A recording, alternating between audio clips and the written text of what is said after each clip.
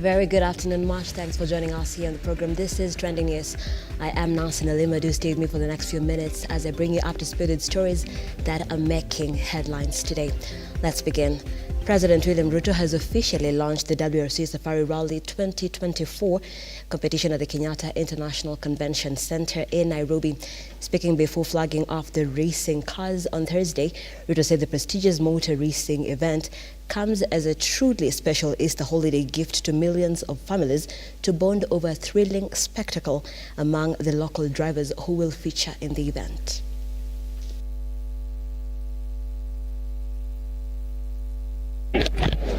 Nairobi hoye!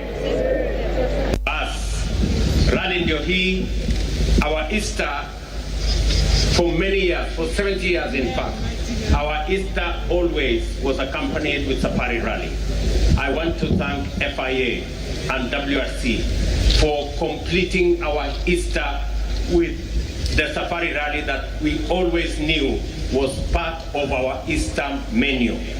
And therefore, I want to tell Kenyans across the country that we have an opportunity to celebrate Easter in style.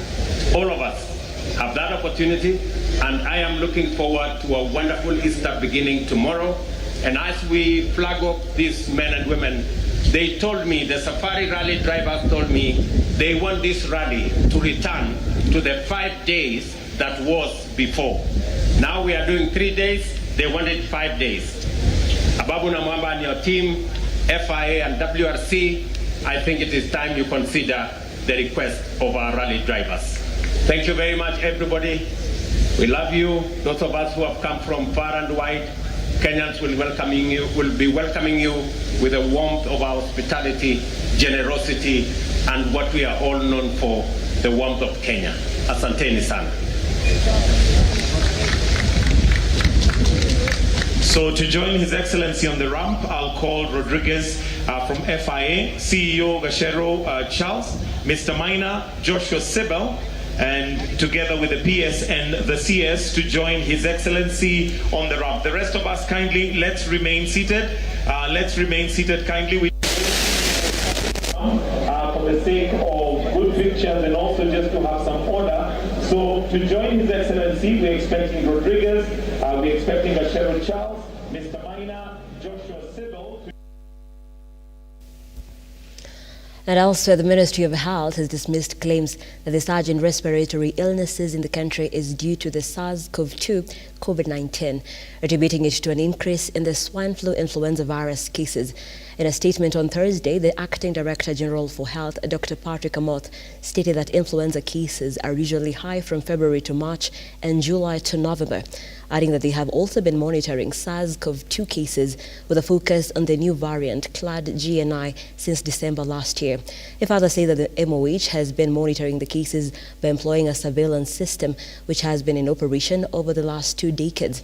Amoth said the upsurge in influenza cases is usually expected during this time of the year, citing the insignificance in the number of hospitalizations and deaths from the virus.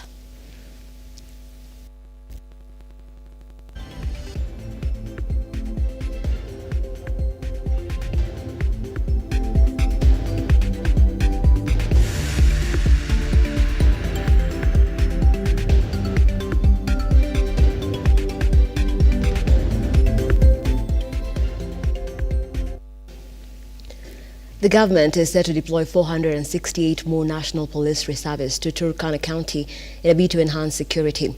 Speaking during his visit to the county, Kindiki noted that despite a reduction in security cases in the region, there has been a need to enhance the deployment of more NPR officers as the government sets to sight on completely dealing with bandits. I'm here to review the situation, the security situation here. As you're aware, there is an ongoing operation to deal with security challenges, especially banditry and livestock rustling in northern Rift Valley, including Turkana County. We have made some progress, but we still have challenges which we met this morning to address. As you're aware, last year we did give money to train, equip, and deploy additional NPRs for Turkana, But having assessed the situation, we are of the view that we need to increase the number of NPR for Turkana County. And therefore, I have asked the security team to work with other stakeholders and ensure that we add the number of NPRs within Turkana County by 468, which will be spread across the areas where we still have problems. We still have problems in Turkana East, parts of Turkana South, Loima, and also in our border with South Sudan, the Nadapa area, and also in the north. We still have issues, a little different in Kibish area and Todonyang.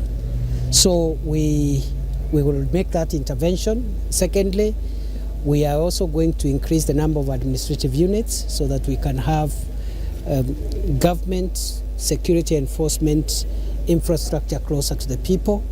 I have asked the county security team again to supervise a public participation exercise and generate proper minutes, working together with the political leaders so that we can have more units for this area. Number 3, there are some administrative units which were gazetted but are not yet operational. We already operationalized Lookuptv sub-county. Held in March last year at the Kenya School of Government, declaring that 1 year down the line, the results have not shown a steady growth. There will be a paradigm shift in the management of public affairs. The trajectory will be driven by the whole of government approach, characterized by customer-oriented, high-performing teams focused on set targets, excellence, and professionalism. 1 year down the line, silo mentality, self-tafs, lethargy, and inefficiency are still evident in the management of public affairs. This has slowed down service delivery. His Excellency President RUTO has severally reminded us to protect public resources with zeal to be able to actualize the bottom-up economic transformation agenda better again. The President raised the issue during the last cabinet retreat in Naivasha, where we were all in attendance. His Excellency President RUTO has severally reminded us to protect public resources with zeal to be able to actualize the bottom-up economic transformation agenda better again. The President raised the issue during the last cabinet retreat in Naivasha, where we were all in attendance. Ladies and gentlemen, we have not been overzealous in protection of public resources.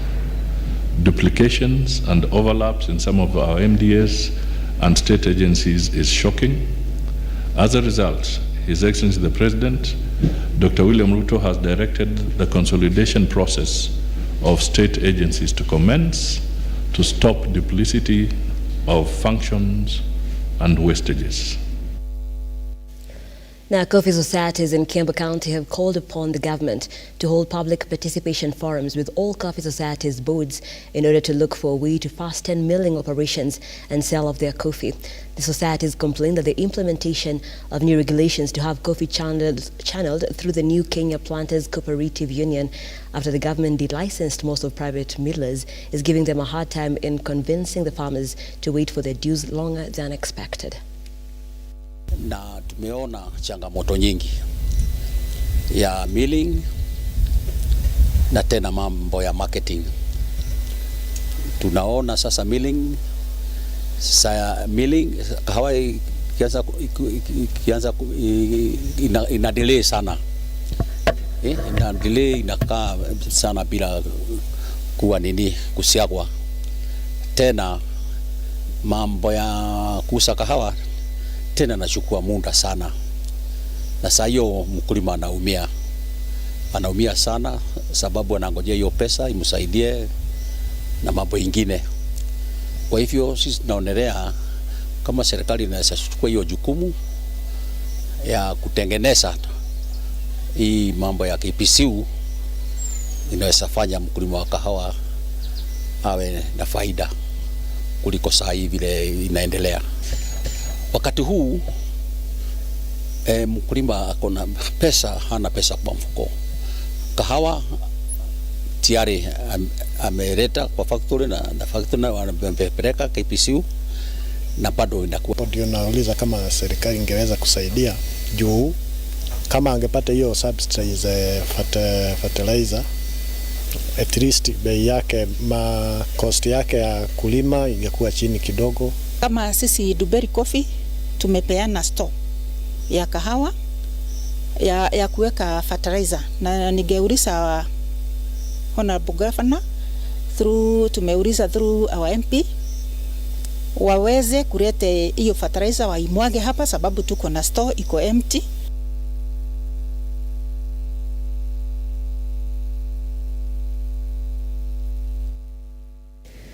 And in sports, Kenya's Talanta Hela boys and girls team took the Costa Daurada competition by storm through impressive displays that handed the teams a place in the finals in Spain.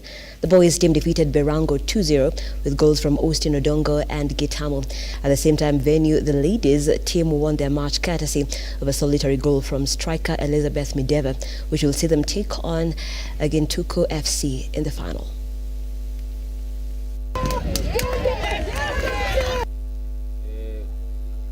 Tumetoka na bao tukarudi second half na morali ndo tukafuata instructions za coach vile tumeenda maoni vile ametuambia tukafuata, tukaongeza bao ya pili kila mtu akakuwa na confidence na ball, ndo maana tumewin game. We had to pull a fight because tulikuwa tumesikizana liwe liwalo lazima to fight for a spot in the to the finals, of which tumeipata. Tuna need patience na composure tukifika kwa 18. Nikiangalia game tumelose a lot of chances 1v1, so ni more of strikers wetu na matakas wetu wajicompose then wa finish utilize hizo chances tunapoteza. The Kenya team has very important players, and I'm very the fastest players of the tournament. I think that they are here, and I also think that we have here the future. Deputy President Rigathi Gachagua has lauded sports as one of the major activities that is aiding the fight against illicit brew in the country. Speaking as he hosted top athletes under Adidas Kenya at the official residence in Karen, Nairobi, Gachagua said the involvement of the youth in sporting activities has seen challenges on alcoholism in the country go down. The Deputy President also highlighted the government's commitment in enhancing sports facilities in the country. Sports is very important, and I want to thank you and encourage you to continue. Hii maneno ya mchezo ndio imetutolea pombe wa watu na madawa ya kulevya na mambo ya depression, the way you have said. You know I'm leading the fight against alcoholism and drug abuse in the country. And I am not going back because we are almost losing an entire generation. But fighting alone is not enough. We need to back it up with sports facilities. Hiyo kama sasa hapo Kapsabet hiyo stadium tunaishughulikia. Pale Eldoret 64 stadium tunashughulikia.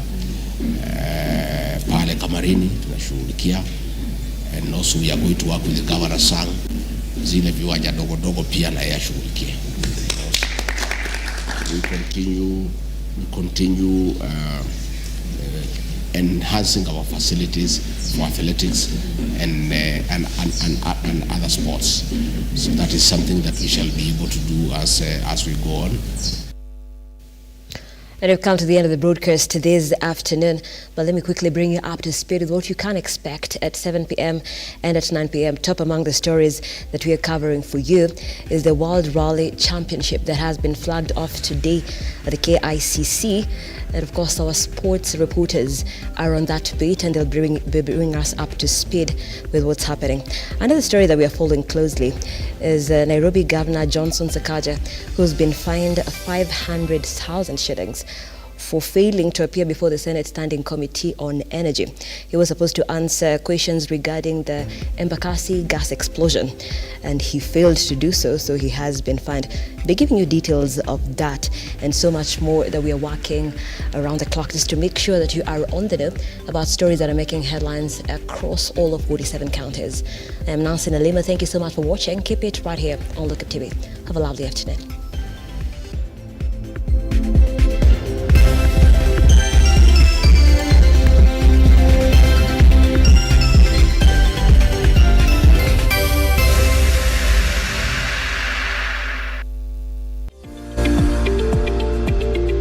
We value your feedback and welcome your complaints about our programming and operations.